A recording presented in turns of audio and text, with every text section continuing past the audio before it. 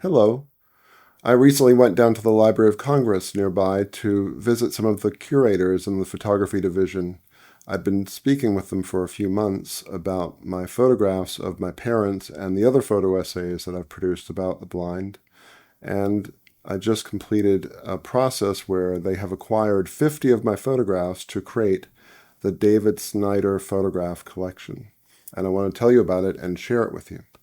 The Library of Congress collects photographs and books and all kinds of treasures from around America to create a permanent archive of American culture.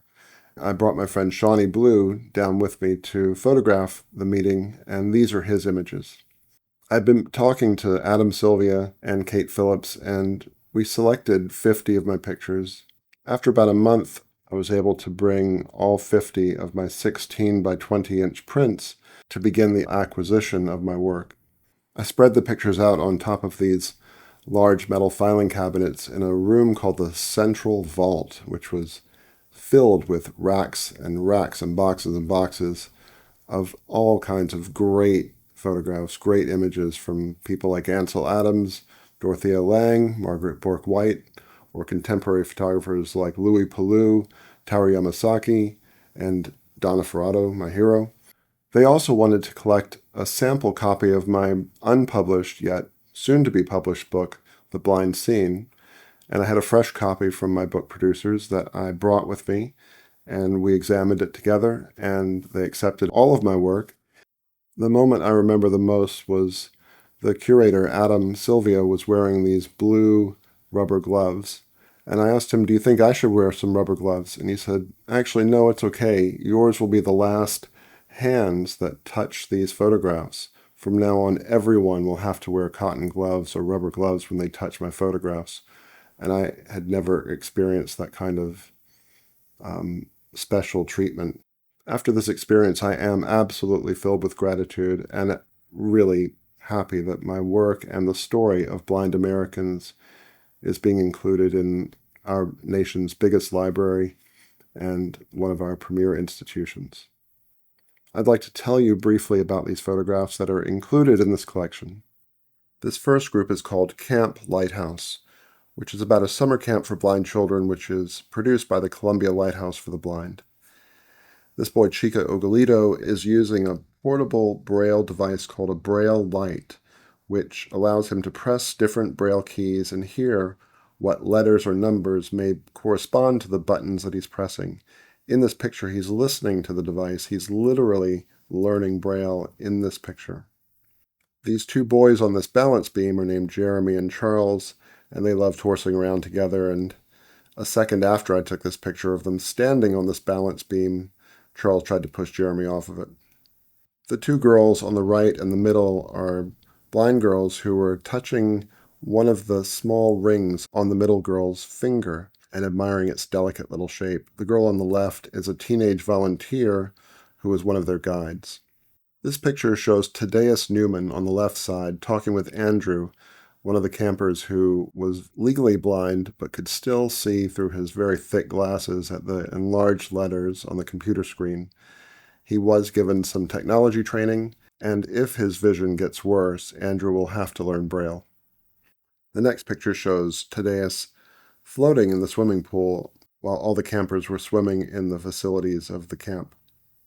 He floated weightlessly, very peacefully. This picture shows one of the campers on the right who had plucked out some really smelly, pretty flowers for his camp guide to smell, and she's looking at him with a warm smile as she smells the flowers. There was this one kid named Darius who wouldn't let anyone touch him or play with him, so his teenage guide grabbed him and lifted him up in the air, and I think he enjoyed it because he has a huge smile on his face. The next picture shows a close-up of Darius wearing a smock, a cover for his clothes in the art class. And he's sitting down and he's got his hand resting his head on top of it, and he's got his legs crossed, and he just looks kind of interested in the middle of a discussion about something. It just shows his posture and his physical position while he's in a conversation. This is Raina. She was a very feisty and charismatic young lady, and we had a good time debating each other about life and choices. I usually lost the debates with her. Amanda was a beautiful girl. She was a total sweetheart with an unforgettable smile, and I could see her eyes through her very thick eyeglasses. The camp had many children who were partially sighted or who were on the edge of being legally blind, and she was one of them. I don't think she read Braille, but she benefited from the camp. This photo essay is about Dougie Strobel. He was a little 8-year-old boy who was the only blind child in his public school in Damascus, Maryland. He reminded me of my father, who was also one of the few blind children in Jacksonville, Florida's public schools. Dougie had 2 teachers. In the middle is his Braille support teacher, Margie Cernitz, and on the right was Mrs. Stratmeyer. She was a firm teacher but very kind, and Dougie was kept on track by these 2 women. In this picture, this blonde girl in the middle is watching Doug touch the Braille on his Braille writer while she is using a typing device, and a girl in the background is using a computer. This shows that although Doug had a different format for his writing and reading, he could still participate on an equal level. I caught this moment of one of Doug's classmates touching Braille and just trying to understand how someone can read with their fingertips, as Doug was trying to demonstrate to him. In this picture, Doug is sitting in the middle of a circle during a game of a listening exercise in which the child in the middle has to close their eyes and listen to the voices and guess who's talking. Because Doug was blind, he didn't need to cover his eyes. Walking through a hallway in the school, there was an elevator, and Doug pressed the button, which lights up, and he could use his residual vision to see the small light coming out of the button. Here Doug is reading a Braille book, which is the same book that his classmates are reading in print, showing that his inclusion is successful with the right materials and training. On the playground, Doug was fearless, and here he's climbing one of the playground equipment while the other sighted children are just coming down off of it. Doug had a beautiful big swimming pool at his home, which he loved swimming in. He was like a fish boy. I mean, he was there every day. And I captured Doug suspended in midair as he was jumping into the pool. His legs are bent, his arms are stretched out as he prepares for the splash. In this picture, Doug is being held by his mother, Cindy Strobel. He wasn't feeling good that day, but his mother and father's love was the foundation in his life, and he felt better soon. These pictures and a story about Doug was published in the Washington Post, and they used my picture on the front cover of this health section. Rick Peterson was the mayor of a small town in Missouri called Wellington. He was blinded from diabetes, but he went through rehabilitation where he learned how to read Braille and become independent, and he returned to Wellington where he was elected to be the mayor of his hometown. In this picture, Rick is sitting and enjoying a cigarette in a garage for the fire trucks. Here Rick is walking outside of the small city hall offices and the fire department, which are in the same building. In his office, he would use a Braille writer while his wife sat across the table from him, working as his assistant. Rick was also using computers, and he did have a speech assistant that would read everything that was on his computer screen so he could navigate through his documents. Rick and I visited the small diner that was filled with these farmers and rugged-looking men straight out of Central Casting. These are the guys who trusted him and elected him to lead their community. Rick knew all of the streets in Wellington, and he was able to walk independently, like most blind people do, with just his cane. And in this picture, the light and the shadows came together with the long white cane that he's using with a couple of metal poles and their shadows, which creates an interesting graphic image. Rick had several children, and in this kitchen photograph, he's surrounded by his daughters and sons and their friends. Later, after they had all left the kitchen, one of Rick's little kittens was climbing up the kitchen door window screen to try to get in. It was very cute. Rick's living room had all of the normal American design. He had a lazy boy chair and a big lazy dog laying on the sofa in front of him. In the backyard of Rick's house, Rick put his arm around his son's shoulders, and his son wrapped his arm around his dad's waist as they walked together. It was a very affectionate gesture. It reminded me of me and my father. The National Federation of the Blind has an annual convention. The NFB is the largest blind organization in America, and their conventions always bring about 3,000 or 4,000 blind people to one location. In this picture, you can see the convention hall is filled with state delegates and endless rows of chairs, everyone listening to the speeches. In the convention, groups of friends walk together. This picture shows 4 blind people heading somewhere, maybe to lunch or back to the hotel. I took this picture to show that the blind are leading and can lead the blind. In the large expo hall, there are hundreds of tables of people selling assistance tools like long white canes. And in this picture, 2 friends have finally found each other and they're embracing, happy to be reconnected with each other.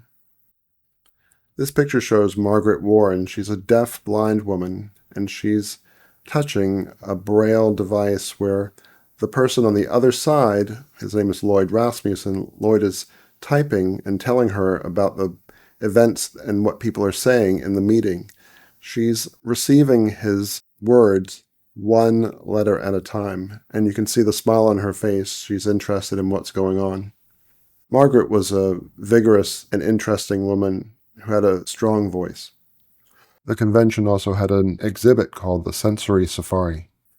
In this picture, Zena Piercy, who is a blind mother, has lifted her blind son, Wayne Piercy, up onto her shoulder so she can show him the long horns of an exotic stuffed animal from Africa. I love the tenderness and smile on her face and her determination to include him. This picture shows my mother, Gail Snider, and her friend Jerry having a semi-private conversation about something. Jerry has got his face turned directly towards the side of my mother's head, talking very closely into her ear. And I was watching them, and it just showed that gossiping and socializing are occurring at this convention, just like every other convention. This picture shows 2 blind people dancing at the rooftop dance party. There was a DJ, and everybody was getting down, and this couple was dancing with a collapsible cane inside of their hands, which they were holding together, and smiling broadly.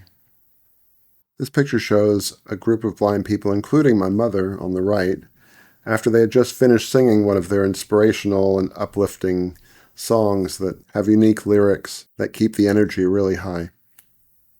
This African-American teenage girl looks like your average inner-city kid with her hairstyle and her clothes and her earrings, but she's got a long white cane, and I saw her using her cane to try to feel the depth of a fountain near the convention. At an art exhibit that my mother attended, there was a huge sculpture made out of wood that she was touching. The sculpture showed a female figure who had oversized hands, and my mother's hands that are touching the sculpture look similar to the hands in the sculpture. These exhibitions give blind people the chance to feel the artist's expression and appreciate their creativity. The last group is about my mother and father, Harold Snider and Gail Snider. This picture shows my mother in her bedroom touching her hair just before leaving for work in the morning. The unique thing about this picture is that this is the first time a blind woman had ever been photographed in her bedroom. And these documentary photographs are unique because they show, for the first time, the inner life of a family with blind parents and sighted children. My mother would ride the metro train to work every day, and usually she was working on a knitting project. In this case, she's sitting and knitting a blanket that's so long that it covers her legs and goes to the floor. She's surrounded by newspaper readers. This is back in the day when newspapers were a thing. There's about a dozen of them reading, but I wonder how many of these people could knit a blanket. My father was the king of my life, and in this close-up portrait of his face, the sunlight is shining down, highlighting the features and the lines of his forehead, but casting shadows over his eyes. My dad worked for the federal government for many years. Here he is in his office at the National Council on Disability, with giant windows overlooking the National Mall. His office was filled with Braille equipment, with Braille documents, and a Braille printer in the background, and an old computer, and his Braille writer on his desk in front of him. What I'm showing in this picture is that a blind executive who uses Braille can rise to a high position in the federal government. My dad loved getting clothes. He was a true sartorialist. And here he's getting fitted for a suit with a couple of patient gentlemen in a department store. The picture shows my father in 4 separate positions in the photo as he is reflected in the multi-sided tailor's mirror. My mother and sister also had a close relationship, and you can see my mother has got her arm wrapped around my sister's shoulder, and my sister dips her head into my mother's shoulder as well as they discuss a confidential subject. Sometimes the kitchen was the right place to have a private conversation. My dad loved having small children, and in this picture, he's lifted one of his co-workers' children onto his shoulders. We were at a holiday party, and he just couldn't help himself.